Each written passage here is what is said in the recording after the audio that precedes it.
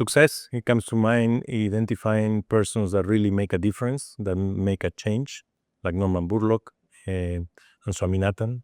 For me, it's something that recognizes that people are able to help others to create a transformational change.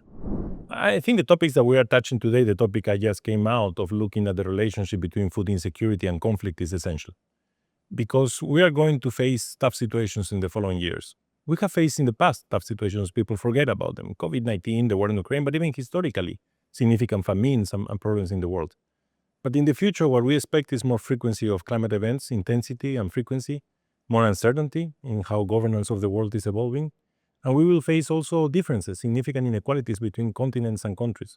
So in that sense, this type of dialogues that try to learn from others and what other regions of the world, other countries are doing, and try to bring up these topics so that people can be better prepared and understand the challenges that we will be facing is always helpful because it allows you to build agendas, to build research agendas, to trigger when you see that there is something that needs to be supported, needs to be funded, because if not, we could be facing challenges like the gene banks. The biodiversity in the gene banks is essential for our resilience. If we don't have those, we have a problem. So we cannot allow that to happen. We cannot allow no funding to be there.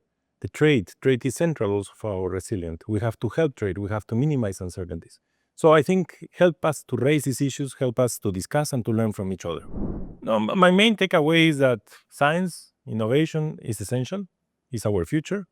Forecast is also our future. We need to have better capacity of foresight, of understanding the future. Our job as organizations, international organizations, is to help others to understand what could happen in the future so that we have a better future. But for me, the most important topic that we need to keep pursuing is that we need good food for all for today and tomorrow. So it's not just the today, it's also the sustainability for the tomorrow. And that's where the key drivers of sustainable agri-food system transformation, of using our resources in a more efficient way, but also increasing our productivity, so producing more with less, is essential. But we need to do that in a complex environment. It's no longer an easy environment. It's an environment with uncertainties and risks. And they are different. Risks I can predict, I can ensure. Uncertainties I cannot. So we need to be ready for that. And we have seen the COVID-19 was an uncertainty. Nobody expected it. And we were able to cope with it, but we cannot forget what happened. The same with the war in Ukraine, and the same with the conflicts we are facing today. So I think there is a big challenge in the future. We need to keep working hard, and we need to build this in a system, and we need to interlink all the sectors that are related to agriculture. The health sector, the security sector, the finance sector, the environmental sector, all of them needs to work together. We cannot live anymore in silos because everything is interconnected, not only at your country level, but at the world level. If something happens to any country, it will impact others in some other way. We need to minimize those risks. No, I think in the next 40 years, I really expect, and what we are saying now, we are seeing finally an improvement in food insecurity, finally. Mostly in South America and in Asia, in South Asia, especially in India. And what we keep saying is the time for Africa. Africa needs to start to change the trend. And they have the potential. They are an organic continent. They have a huge potential to grow. And the same applies to Asia and to other countries which are not doing well still in terms of food insecurity.